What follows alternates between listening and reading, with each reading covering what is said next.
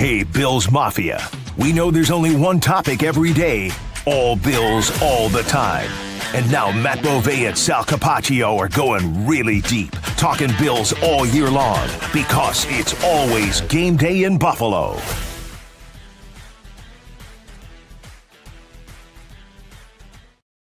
right, let's start this pod with two different things. Video, audio, doesn't matter. Number one, we did not coordinate. No, we're basically the exact same thing. Sorry, Matt wasn't on the mic there. We're basically wearing the exact same thing. We are. I have my my quarter zip. It's a white one. I don't know what do we call this type of periwinkle? Periwinkle? That's the color I think. Okay. I don't know. I got it from the PGA Championship a couple years ago. It's got the I have logo. mine. I could have got the logo and put it on mine, but it's like literally we saw each other. I'm like, wait a minute, are we wearing the same thing today? Basically. What's the? It's like a fleece, right? I'd say. A light long sleeve, a little windy, a little chilly to start the day. Honestly, absolutely perfect weather. Unbelievable. I do like this color on you. Looks good. Very much. Fall is elite here in Western New York, so we need to enjoy it while we can. This is beautiful. It is a bit windy, so if you see us shaking, that's because the computer and the laptop we're using, it's shaking a little bit. We apologize. You know what? Let me try and put this little thing here. Put a bottled water there. That'll hold it. Okay, second thing is, Matt and I were ready to come out here, and this might describe like the age difference. I have to ask you. So I said to you, hey, same place, right? You said, yeah. And I thought, I should have said same bat time, same bat channel, but I don't know if Matt would get that reference. Would you get that reference? I'm assuming it's a Batman thing, but I don't get it at all. Okay, it is a Batman thing, because when I was a kid growing up, Batman cartoon, well, it's not cartoon, it's Batman, right? And maybe he's even the cartoon, but anyway, on Batman, at the end, it would say, catch us again next week, same bat time, same bat channel. Yeah, no, we didn't have any of that. That's definitely not something I've ever heard in my life. I would have understood what you meant, but I would have probably just ignored it and not thought about it much other than, okay, let's go to the exact same place. Yeah, so people don't say it as much, but it was a thing for a long time, as people know. Same bat time, same bat channel. We are here at the same bat channel on YouTube, but not the same look. We have the current stadium in the background, which is where the Bills will play Sunday night against the New England Patriots. Before we get into all the news of the day, we just saw the Bills wearing their Nike Rivalry helmets at practice. Phenomenal. And I was not somebody who loved them when they were originally unveiled. The attention to detail, they are so clean. This is daylight that we're watching them practice in at night under the lights. I think they're going to look even crisper and sharper. The one thing I'll say is that there was a lot of detail to the helmets, but I don't know how much of that will be seen from a broadcast angle. So it might not look as really meticulous as it did out there today, but I was I liked them so much more than I thought I would. You'll either have to buy a helmet or a mini helmet or something to get more of the detail. But same thing on the jerseys. We don't see the jerseys today because they're wearing practice jerseys. But what we do see today is the offense wearing white because they wear the color of what they'll wear in the game. And on those white jerseys, you can kind of get a feel of what the white on white's going to look like. Yeah, and it looks nice. It looks clean. I mean, when they announced the jerseys, I was like, oh, this looks like the UB jersey that they wear with the white and blue helmet and the white jersey and everything. It's a clean look. It's a very college football look. Honestly, I don't say that as a bad thing. The helmet with the jersey is a very college football look and feel, and that's okay. So the Bills will wear those jerseys when they take on the Patriots on Sunday Night Football, another night game here at Highmark Stadium, another division game, and the Bills today getting some very key players back for this divisional rivalry game. Now, will they play on Sunday? I think that's the question. But let's talk about what we saw today from Ed Oliver, Matt Milano, and Spencer Brown, three guys who all missed last week. Milano and Oliver missing the last few weeks. And, of course, in Oliver's situation, he's missed 3 games. Matt Milano's missed 2 games. None of them in a red non-contact jersey, which I think is very encouraging. I think there were a lot of steps in the right direction today with, first off, the fact that they're all practicing in some capacity. Second, that they're not in a red non-contact jersey. And just third, from being out in practice and kind of watching only the portions that we're allowed to watch, I did not get a sense from that part, even though they are only individuals, that anybody was being held back or being used sparingly. The other thing that's really interesting about the Matt Milano point is that Dorian Williams did miss practice with a leg injury on Wednesday. So, does Dorian Williams come out and Matt Milano slides back in? We shall see. But I think a really, really good sign. I never doubted that Spencer Brown was going to play. I feel like he was going to play for sure.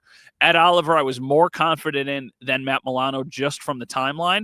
But I'm getting the sense right now, I will be surprised if at least 2 of them do not play. I'm thinking 2 of the 3 are going to play, and there's a chance all 3 play. I agree with you. I think Milano's a little ahead of Oliver from what I saw today, meaning watching him do work. Oliver didn't have a brace on or anything like that, but I will tell you, when we saw him even Sunday, the game on the sidelines, he was still limping pretty Yeah.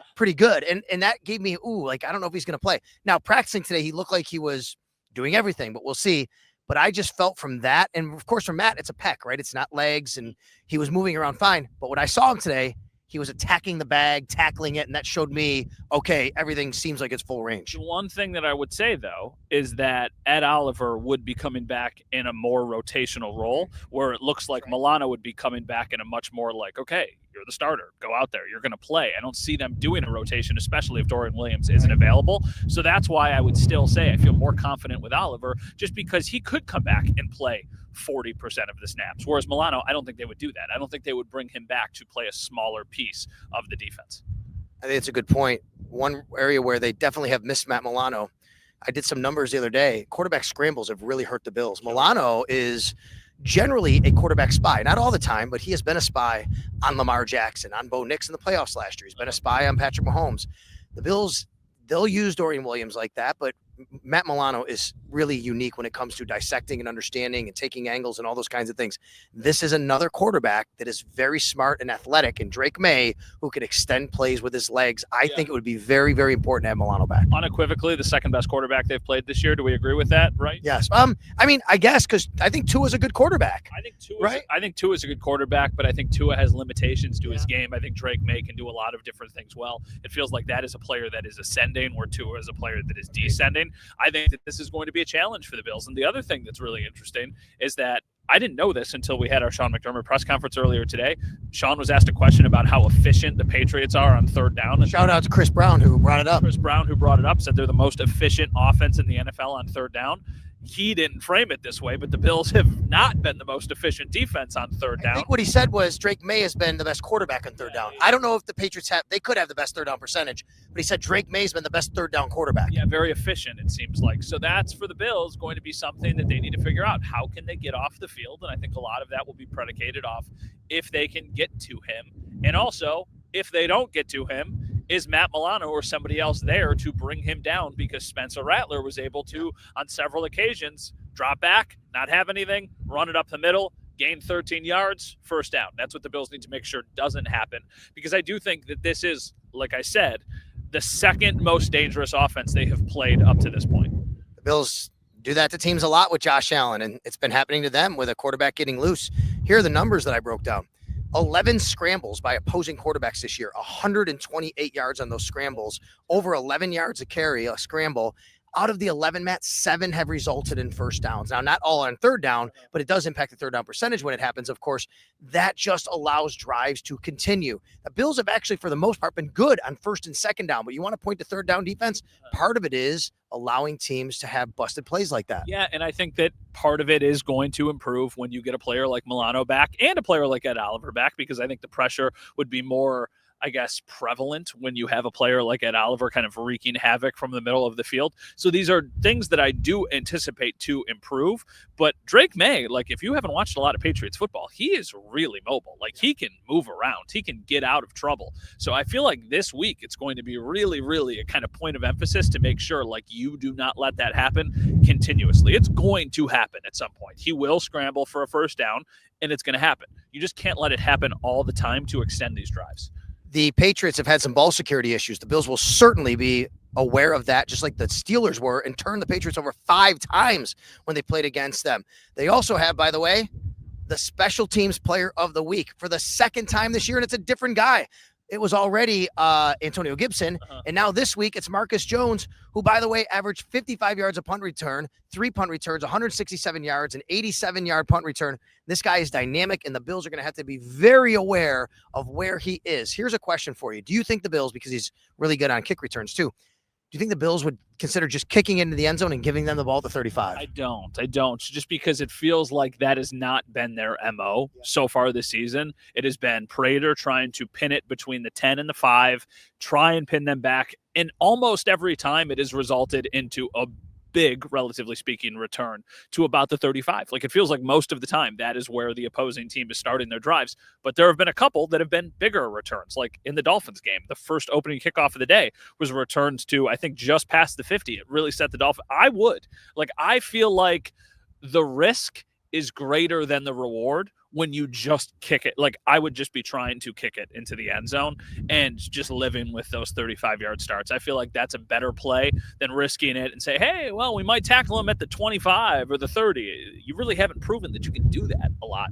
I think you just take the medicine, swallow the medicine and go to the 35. Now that's on kicks, but of course punts is where Marcus Jones, made his name last week and why he's the special teams player of the week. And the Bills have a new punter. So they'll be having a new punter against the Patriots' excellent returner, Marcus Jones. And that new punter is Mitch Wishnowsky. Yep. He wears number 19 out here, right-footed punter. I say that because it matters these days. We talk about righty and lefties, but also a guy that actually has a really big leg. He actually, he was in a Ray Guy Award. I think he actually won the Ray Guy or was finalist in college, broke some records over at Utah. And even in the NFL, he, I think like a couple of years ago, was top 10 in the league in yards per punt. The one thing I'm going to say is that the fact that they've had to go through punters the way they have is not ideal, right? And especially given the circumstances with the injuries that they've had. Chase Johnston was not doing Cam Johnston had not done enough to flat out win the competition anyway. There was nobody he was here competing against, but for somebody who was supposed to have a stronger leg, he had not started those first couple games with a super impressive, hey, these are booming long kicks. They were starting on average, almost near the 50, the Saints. I know that the field position in that game was a huge advantage for the Saints. So this is another chance to bring in somebody, see what they have. I really don't know what right now. The punting game has been inconsistent and not very good. So keep trying to do something new. Keep trying with somebody else until you find somebody that sticks. Do you remember when we used to have all those talks about the holder and how much it mattered? That doesn't seem to have mattered at this point with new punters coming in. No, well, it also doesn't matter because we talked about that specifically with Tyler Bass, who isn't back yet. None of the injured reserved players, by the way, have had their windows open. So no Tyler Bass, no Max Hairston, no Tylen Grable. That was the negative side of the injury news, even though there was much more positive injury news on Wednesday. Yeah, but the kicker, the holder conversation always felt like it was tied to Bass because that one year when they switched punters, his numbers dropped and everybody was trying to figure out what was the reason behind it. And I think he just was struggling. I really don't think it probably had too much to do with the holder. That was Bojorquez, right? Who was 1 year and then somebody else the next year. Sam Martin came in. Well, it was Bojorquez and it was Matt Araiza. But not Matt Araiza for any regular season. No, then it went to Sam Martin, I believe, was the punter. And then he was here. Who was the other guy? It was before Sam Martin. Oh, Moore. Who was the guy? It was right before. I'm going to look at it now. I got to look it up. Who was the Bills? Somebody's going to know it. This is why you pay attention to the show. We know it. And now I can't think. Moore, right? The guy's name was Moore, was it? I'm getting mad at myself and I'm going to look it up. Who was the Bills punter just a few years ago? All right. Before that happens, let me give you some operational. Matt's going to look it up. Okay. And while he does that, I'm going to give you a couple operational things here. Michael Hoyt and Larry Ogunjobi. I had even said a while ago they would be eligible to practice after 4 weeks. That was incorrect because my information, the way I understood it with the CBA and everything, was incorrect. So my apologies for both those of you who say, why aren't these guys practicing after 4 weeks? The way it works is because they're on the PED suspension list, they were able to come back to the facility after 3 weeks because their suspension is 6 weeks. Halfway through their suspension. Matt Hawk, not Moore. Yeah. I was thinking of Matt Moore, the quarterback. Spelled Haack. Matt Hawk. Yes. There you go. Yes. But they've gone through a few of them. Yeah. He's got it. You guys are listening to this right now on your iTunes or whatever going, Matt Hawk, you guys, come on. Yeah. Come on. You cover the team for a damn living. How do you not know that? There was another guy named Matt Dar who was here in 2018. He only punted in 5 games. So it went Colton Schmidt to Matt Dar to Corey Bojorquez to Matt Hawk to Sam Martin to Brad Robbins to Cameron Johnston. Now too. They've had to be. I'm telling you, punter might be a spot they would draft next year. Actually, to be quite honest with you. So Hoyt and Ogunjobi, just to clarify how it works, they were back in the building last week, halfway through the suspension. They can't practice until the suspension is over after 6 games, but it does give them 2 weeks essentially. Even though the team won't officially be practicing because it's a bye week, they'll have 2 weeks before their next game after that. So that's when they can come back. So they're not on the field yet. We did see the guys that Matt talked about earlier at Oliver, Spencer Brown, Matt Milano, no Dorian Williams. We did not see Max Harrison on the field with trainers today, though. Uh-huh. We didn't see that. That had been something we were seeing. No, we had seen that for a while, but I'm not going to read that as a red flag. I'm going to say he could be doing something else or something even more intense, maybe off to a different part of the facility that we were just not able to see. So I think given the circumstance, right, it doesn't feel like this is going to be an immediate thing. I would be surprised if we found out anything before the bye week with Hairston or even at this point, Tylen Grable. This has been something that has lingered for a while now. So I feel like that's going to be something that we circle back to after the bye. If it happens before then, that'll be a pleasant surprise, I would say. Okay, what about on the other side of the punt game? Return. We saw Brandon Codrington inactive. You said something very interesting the other night on the pod when we did it. You said maybe Sunday was a good day for Codrington because it just showed that no one else can really take the reins. I don't disagree with that, but I also don't know how they're going to fit that. Like, what does that look like on the roster? And Sean McDermott was very interesting when he was talking about like trying to get some guys some opportunity. And it kind of felt like we had a person on the podcast comment this. It kind of felt like he was trying to see what the roster looks like going forward because decisions have to be made. I still go back to the playoff game last year, and this has been a place where we have disagreed a little bit. I feel like when he was inactive in those playoff games, it kind of told us what we needed to know about how much they trust Brandon Codrington. They didn't have a better option pop up, so that is why, because of the suspensions to Hoyt, Ogunjobi, and the other injuries that they were going through, it felt like he still got a spot on this 53-man roster.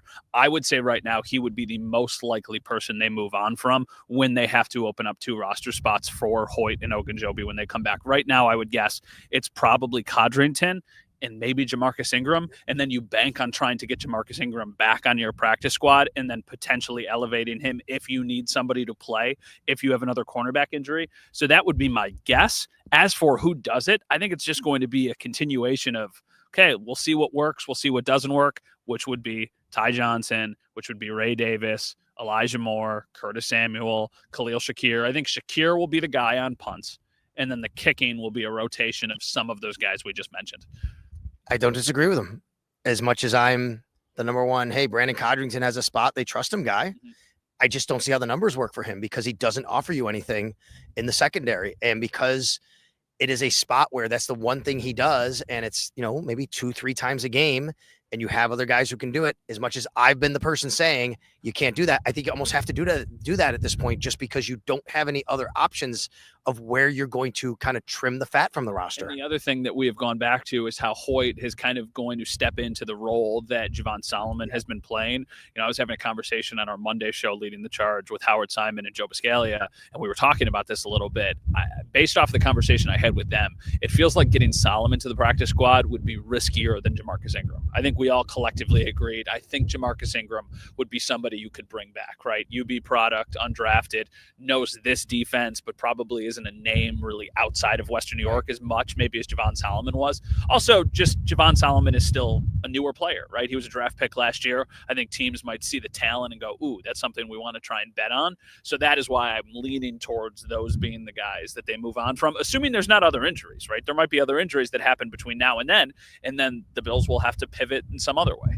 It'll be interesting to see this week how much maybe that factors into who's active this week, considering what we said about the Patriots and their return game. A guy like Jamarcus Ingram, you might feel you want on special teams to run down and cover kicks, right? This week might be a week he's active if someone like Dorian Williams isn't. Doesn't have to be a linebacker for a linebacker. Yeah, it just has to be kind of a specialist for a specialist so they can find somebody to do that special teams role. So, I think that right now the Bills are getting a little bit healthier. I think they've still got a little bit of a ways to go, but also look around the league. Yeah. Everybody deals with this all year. So, all things considered, the Bills are really, really healthy. Yeah, I tweeted out the injuries today from Sean McDermott saying one guy's going to be out, Dorian Williams, and then yet everybody else is practicing except a few guys limited. Someone replied oh, here we go with injuries again. I'm like, dude, they have one person on the entire active roster not practicing. Lots of teams would do anything to have that right now. Imagine being the Baltimore Ravens. They lose Humphrey for the year. They've now lost out for the year. I'm sorry, for weeks, several weeks. Humphrey for Matabikwe. Is that how you say his name? Matabikwe. He's out for the year. And Lamar Jackson might miss a couple of weeks. It's unbelievable. Yeah, and Roquan Smith, I think, also got hurt in that game. And Ronnie Stanley. They're in a bad spot right now, and they have a bit of a tougher schedule coming up. And this might be like a real tough spot for a team like the Ravens to try and keep pace. As much as we all said, it's the Ravens, and that's a team that, they're going to be there at the end. Boy, they can't keep losing much ground. Let's get to, is there any other injury stuff or specific? We're going to do another podcast later in this week to kind of specifically go over the matchup with the Patriots. Can we get to the most polarizing thing we will talk about? And I think the most polarizing thing that people will comment on? I'm scared to know what you're going to say. I am fascinated to know what the reaction to Stefon Diggs coming. It is going to be, that man is going to get booed in the stadium. I'm not denying that or doubting that. I wonder how much it is. I also think that's the fuel to a fire for a guy like that. I feel like if you don't want Stefon Diggs to be a big factor in this game, clap and cheer for him, maybe more than boo him, because it feels like that would lights up. It is for 4 years, he was unequivocally the second most beloved member of this team. He is a huge reason why they went from being a really good team to a great team for several years. I know it was a messy breakup. I know that there's got to be some drama and some bad blood. But it's really, really interesting to me because Matt Collins is going to come back and be universally loved. And that was for 1 year in some fun repair videos on Instagram. Stefon Diggs is one of the greatest Bills players of all time. Receivers, not players, but receivers of all time. So I'm really interested to see how his reception is. The Patriots receiving this year, after Stefon Diggs, they don't have a lot going on at receiver. Hunter Henry as a tight end. Trayvon Henderson is a running back. Ramondre Stevenson is a running back. That is their next three pass catchers. Diggs with 19, then 15, 13, 11. Then you get to Keyshawn Booty. I think that's how you say his name. Boot. 10 for 165. And then, Hooper's a tight end. Hollins, 7 for 42. That's it on the season. So here's my question. The reason I bring this up. The Bills have actually done a pretty good job, mostly. There's been a game here, a game there, which isn't true. Shutting down a team's receiver and focusing, like Tyreek Hill or someone like that. Yeah. Is that what they're going to do this week, you think? I don't know. I don't think that they're going to be uncharacteristic to what they normally do for, admittedly, Stefon Diggs is a very, very, very good player. But he is still an older player who is coming off of an injury. That game got really out of hand against the Panthers. I mean, a lot of people had big numbers in that game because the Patriots scored more than 40 points, right? Somebody was going to have big numbers. I don't think the Bills need to reinvent the wheel with trying to stop this defense. I think the big things here are making sure that you try and get to Drake May. You're more efficient on third down. Like, I don't think this is a game where Benford is following Diggs. I just don't see that happening in a game like this. I think that it'll be Benford does his thing, and there's going to be times when Diggs is on Trey White. He's going to win some of them, but Trey might win one or two of them too, which is going to be really fun because when they were both in their prime, watching that in practice every day was just pure cinema. Have you looked at the box score from the Patriots-Panthers game last week? No, but I want you to look at this for a second. I have it up. I mean, look at this. I'm going to read it to everybody. First downs, Carolina edge 21-16. Third downs, 5 of 14 against 3 of 9. That's fine. Total yards, Panthers 326. New England only 307. Rushing yards, only 104 for the Patriots, 129 for the Carolina Panthers. Passing yards, there's only a 6 difference between the two. It's actually, I have no idea how the score got to 42-13 and no turnovers. It's a little bit like the Saints and Seahawks game from 2 weeks ago, where it just got really, really out of hand. Yeah, that's one big one. Right, an 87-yard punt return for a touchdown in the first quarter. That's one way to kind of flip a game around. So, yeah, I mean, listen, the Patriots are good. I don't think that they're great, but I think that they're good. I think that they're the clearly second best team in the AFC East. Outside of Diggs last week, 6 catches, 101 yards, 2 catches by wide receivers. This is a tight end group. This is a tight end team. They rely a lot on their tight ends. I was watching the Patriots play the Steelers a few weeks ago when the Bills weren't playing on that Sunday, and it was a lot of Hunter Henry. They're going to throw to the tight end this week a lot. They're also going to throw screen passes. I think so, too. Trayvon Henderson is a really interesting player because Trayvon Henderson had all of the summer buzz of this guy is going to be a game changer and he is going to be electric. Then, when the season started, they kind of did a really weird rotation with Ramondre Stevenson and Antonio Gibson and Trayvon Henderson. And then in the Steelers game, Ramondre Stevenson, he had multiple fumbles. Antonio Gibson, he had a fumble. So now Trayvon Henderson has kind of carved out a bigger role. This is going to be a chance for him to have a coming out party, I think of the running backs, he will be the guy who gets the most touches in this game, especially because he's about as dynamic as they get. All right, let's see. So in the last game against the Panthers, Stevenson had 9 carries, Henderson had 7 carries, Gibson had 6 carries. So a pretty even workload, and then Henderson had the 2 catches there. So yeah, I mean, that's the names to watch for the Patriots offense are Hunter Henry, Stefon Diggs, and Travion Henderson. Those are the big 3 for New England that their kind of offense goes by. And Drake May is second on the team in carries with 24 carries behind Ramondre Stevenson. One thing they do also is put the ball on the ground. They've turned the ball over. The Bills will be very aware of that. They did that 5 times against the Steelers, and Steelers players even said they knew that. They were very aware of that. All right, so this week, a lot more to get to here, and we're going to hopefully tap into somebody from New England to talk with him as well, and we'll get a little bit more on the Bills and the Patriots. A little bit windy today. If you're watching today, we have a great, another nice sunny day, and guess what's going to happen on Sunday?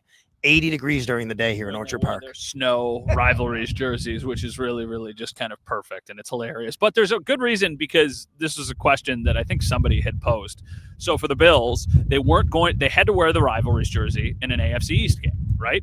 Yep. They weren't going to wear the rivalries jerseys in the final game in the regular season ever inside the stadium. By process of elimination, it had to be Thursday night against the Dolphins or this Sunday night game against the Patriots. I think they were like, okay, let's go a little bit more into the season, a little bit more into the fall. We'll see what we get. I'm sure the Bills are thrilled that they're going to have another nice weather game. It's just going to be kind of funny to watch jerseys with like ice and snow on them in an 80-degree Sunday night game and Sunday Night Football. I think, though, you know what? When you think of Buffalo, that's what you think of, and winter is coming at some point. It's kind of like, this is what we do here, but you're right. It's going to be a nice weather game. Hey, I will never complain about nice weather on the sidelines. I'll tell you that. I don't care what the uniforms are. I'm never going to complain about nice weather. Roll the sunroof down, drive into the stadium, listen to the playlist, get the vibes going. We've been very spoiled. 4 of the first 5 games at home is very, very ridiculous. And then a trip to Atlanta and then the bye week. So it's crazy how it's already, the byes have already started in the NFL. So we're at that point in the calendar. And maybe if you're driving around Western New York, you can hear Matt, and watch him singing as he's driving around me as well. All right. Thanks a lot to our producer, Mike Rabier. Thank you for watching. And as always, oh, by the way, we surpassed 14,000 subscribers on YouTube. So thank you very much for everybody who got us there. Let's get to 15,000 at Sal Sports on YouTube on the video side. And of course, audio wherever you pod. Bye.